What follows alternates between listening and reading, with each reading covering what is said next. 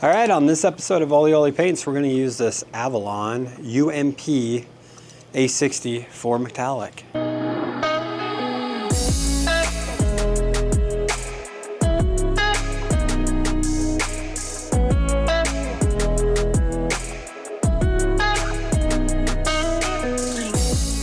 All right, like I said in my last video, I was going to wait until I had a large silver job or a metallic job to make a review and final kind of review video on these a60. Let me show you what I got today. So in the booth, I have a Ford F-150. This is paint code JS, so it's iconic silver. I've got a blend fender and repair there, and same thing over on this side. Repair and then blends. New hood and then repairs on this bumper cap. So I'm gonna just not talk a lot. I'm gonna go ahead and get this stuff in sealer, and then we're gonna use this UMP.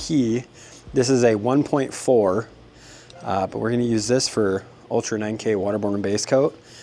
Spray it wet on wet and just see how it goes. I've been using these pretty much non-stop since I got them and since that last video, just to really get a good feel for them.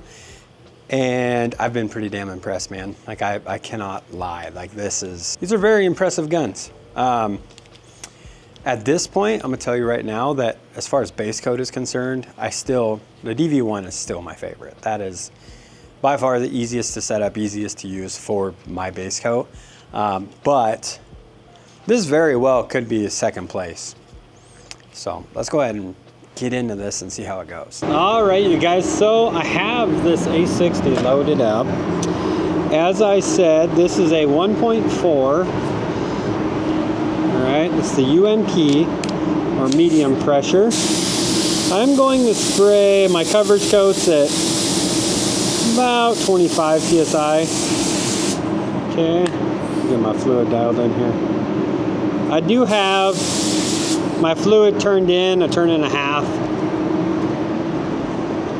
Now, I'm gonna go ahead, because the hood is the largest panel in here, I'm gonna do this first, and then I'll do my little blends, and we'll just get our coverage coats laid down here.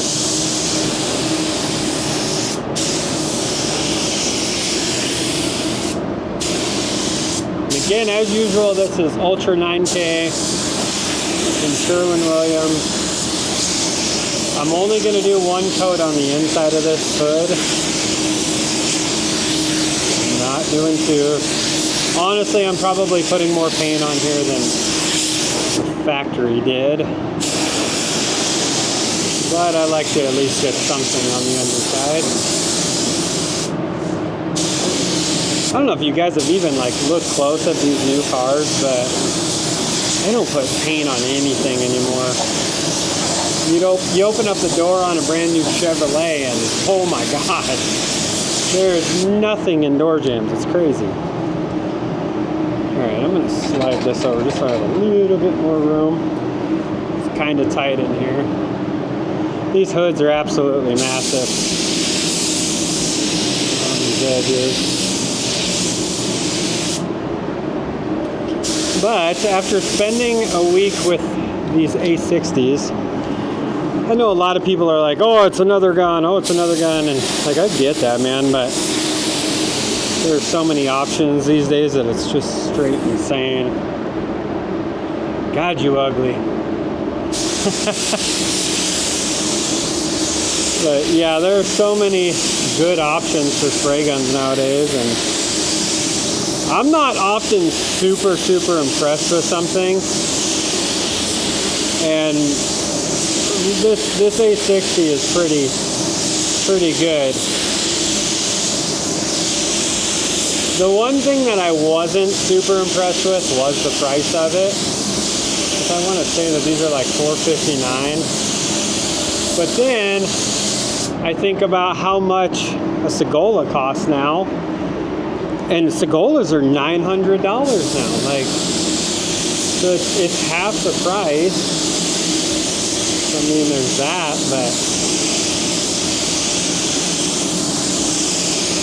put it this way, this gun can compete with those $900 spray guns, no problem.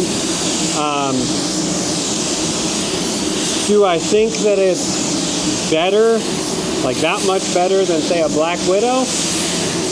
It's tough. It's a lot faster, like a lot faster. What I'm gonna do, because this is silver, I like to kind of cross coat for my second coat, so I'm gonna do that.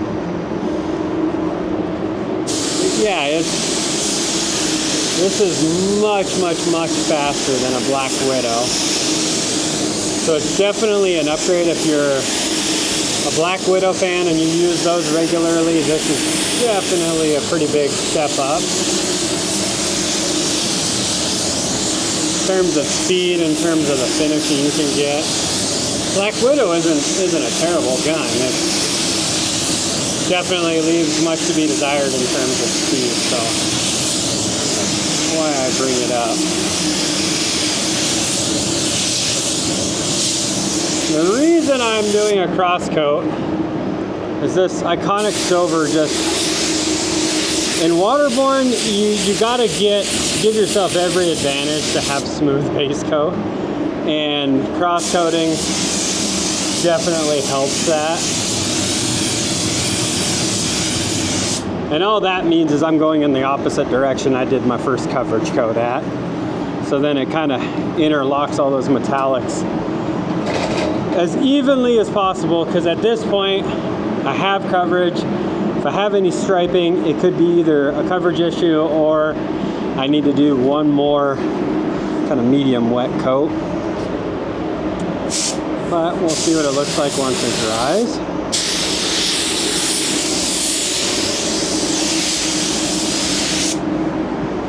Plus, if you've never sprayed these Ford hoods, they are so massive.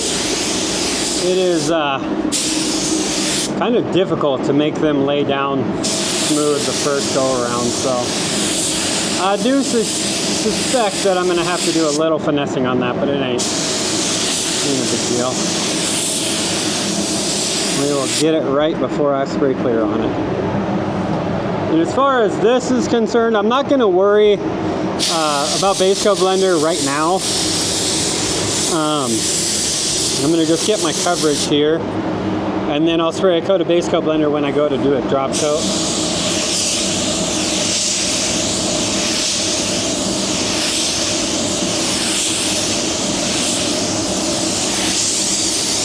See, I'm kind of doing this little pull up, even though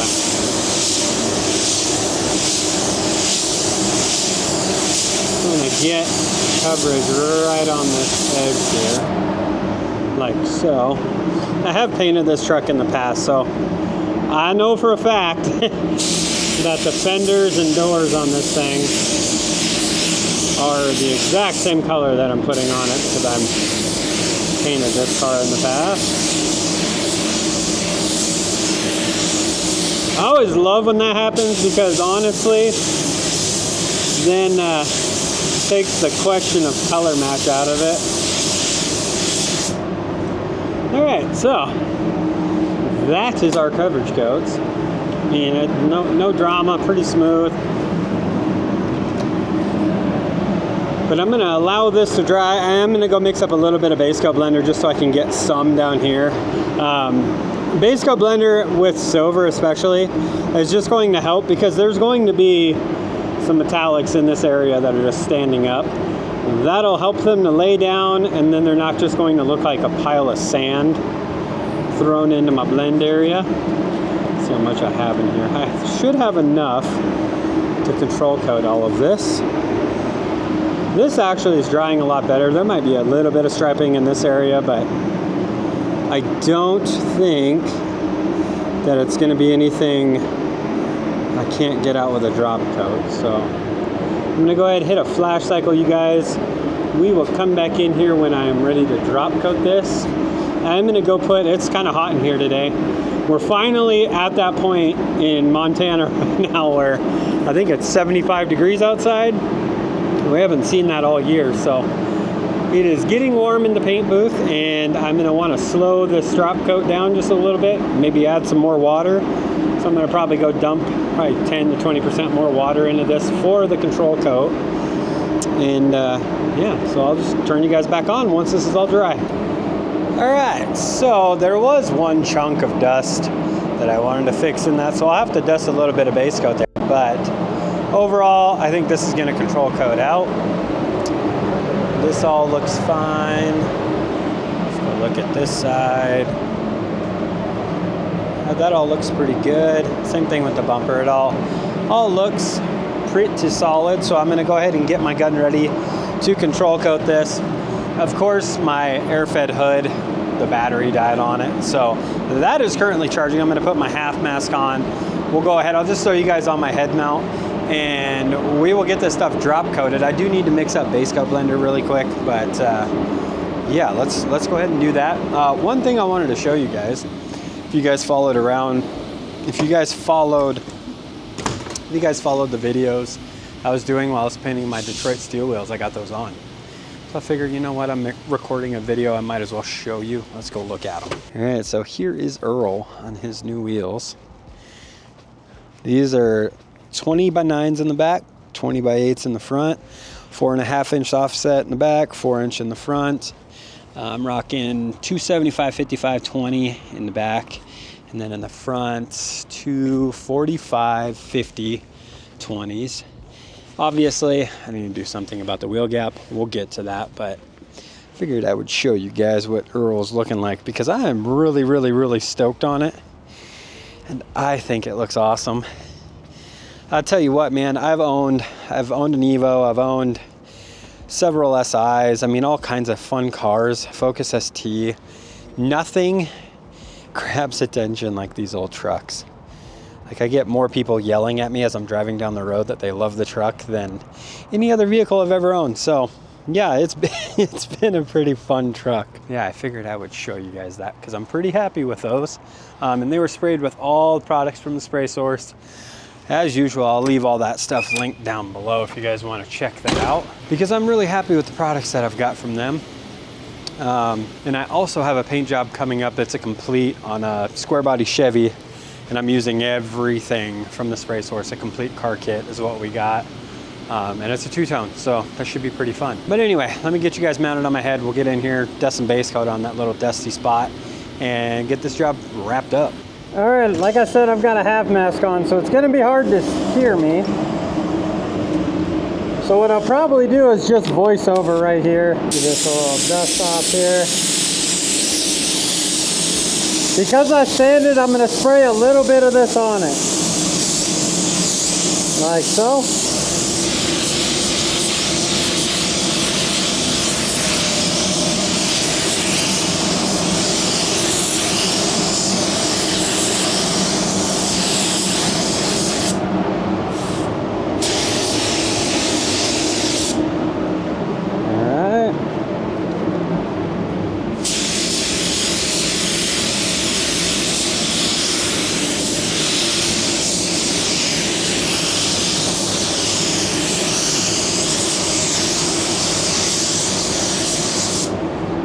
All right, let's drop coat it.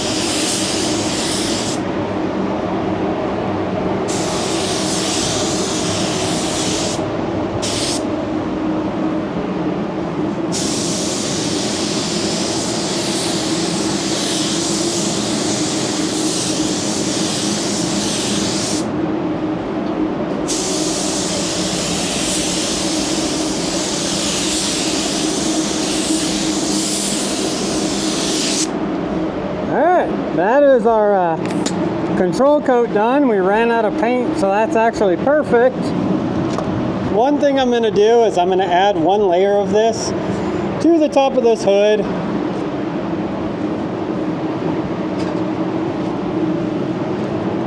And the reason being that I'm going to do this is just to double check that this is going to look good when it's cleared. If I chuck just a coat of base coat blender over this, it's going to like give the surface kind of a gloss look to it. And if there's any model or anything like that, I can just drop coat right over top of this and smooth it out. So let's do that too.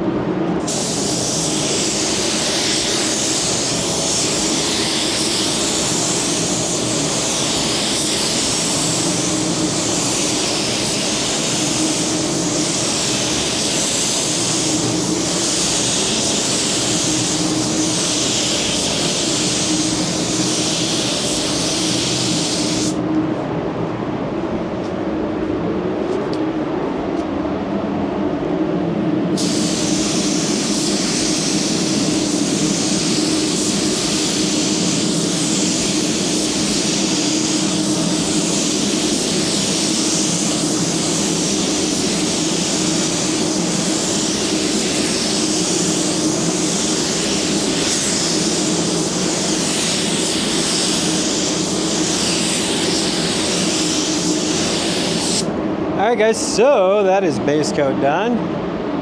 See, our hood's actually pretty silky smooth. Pretty happy with that. Bumper looks nice and silky. I gotta squeeze through here. Look at our fenders real quick. Pretty dang good. Go look at the other one. Yeah, everything here looks nice and smooth. So why do I say like this comes second in my mind to a DV1? Because it sprays base coat great. Like, I have no issues with it. It takes a little bit more finesse versus my DV1, okay? My DV1, full fan, full fluid, 20 PSI for coverage, wind it all the way in, back it out one turn, turn it to 12 PSI for a drop, every single time. Extremely consistent, extremely easy. It works, I would say 95% of the time. That is exactly how I spray with that gun. This does take just a little bit more finesse when it comes to control coating. And that really just comes down to how these two spray differently. So like your fan pattern, this is like a perfectly even top to bottom fan pattern. So you have to be more perfectly even when it comes to drop coating. Versus the DV1 is kind of like an oval, almost like an RP. It's kind of fat in the middle and it tapers off at the top and bottom. And for me, it's just easier to use, more forgiving than this gun. That's why I say it comes number 2, because this is still very, very, very good. Moving forward, I think I still will much prefer the DV1 for silvers or grays or anything like that. The one that really shines as far as like these A60s for me is the HTE for clear coat. And I'll show you guys on this one. I'm gonna use US 5. I know this Ford probably doesn't need to be super slicked out. It's a company car, but we're gonna spray her slick and I'll show you what I'm talking about. All right, and this is the one I was just talking about, the HTE. So this is a 1.3, and I've been using this for clear coat since I got it because I am absolutely hooked. It is stupid easy to use, and you get insanely good results. So yeah, we're gonna use it again. Since I already used the UMP for base coat, we'll use the HTE, high transfer efficiency, for clear. And I spray this at 28 PSI. This is a CC 250 US 5 reducer. That's a hot weather reducer because, well, it's 92 degrees in here. 74 degrees outside, but it always gets hotter in the paint booths, so I need to slow this clear down. And yeah, let's go ahead and get this thing knocked out. Better make sure I get it vented open.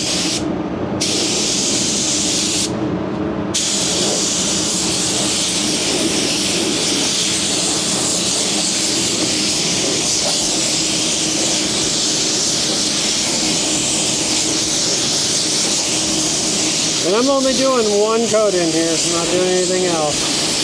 Single coat of everything, sealer base and clear. And like I said, this is probably more paint than what came from the factory, but my name's got to be on it. I'm going to put a little bit extra in here, you know.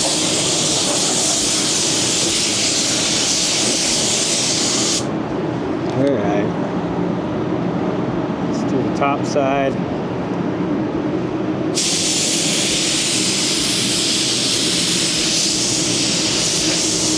the edges first.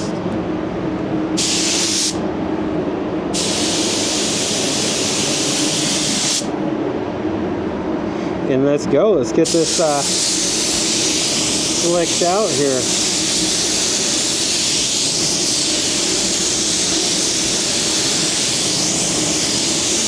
Now, out of the two Avalon guns, I think this HTE is definitely my favorite. It just lays this freaking clear coat down awesome. And it's really easy to set up. I mean, this is full fan, full fluid, 28 PSI. You don't gotta fiddle fart around with it. Wind the fluid in or certain, you know what I mean? Like you don't have to do any of that. I had just got done making videos on that 717 Porpoise, and then this showed up. And this thing reminds me a lot of the finish that you get with the 717, but you don't have to dink around with settings and wind the fan in, and a lot easier to use, but it also costs, you know, $100 and something more, so there's that.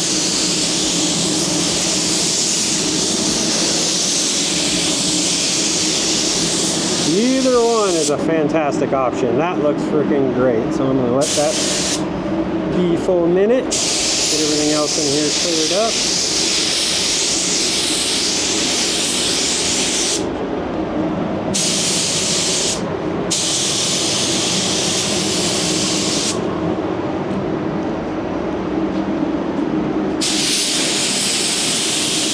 I think my least favorite thing about spraying silver in waterborne is the sand piling. I don't know if you guys can even tell, but just from control coating this hood, it just looks like sand. You see all that?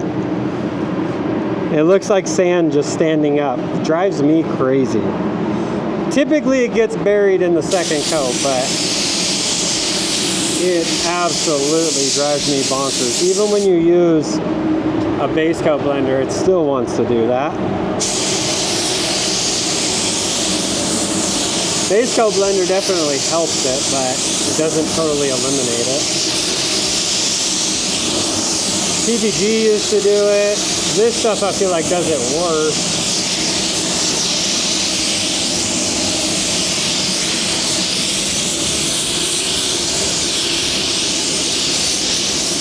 Thankfully, it's only on large panels like that where they're just big and flat, and it's hard to get them drop coated evenly.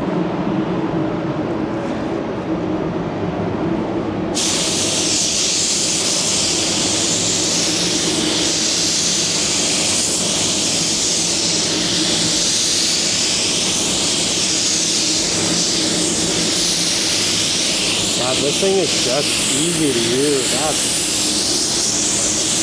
I really like it.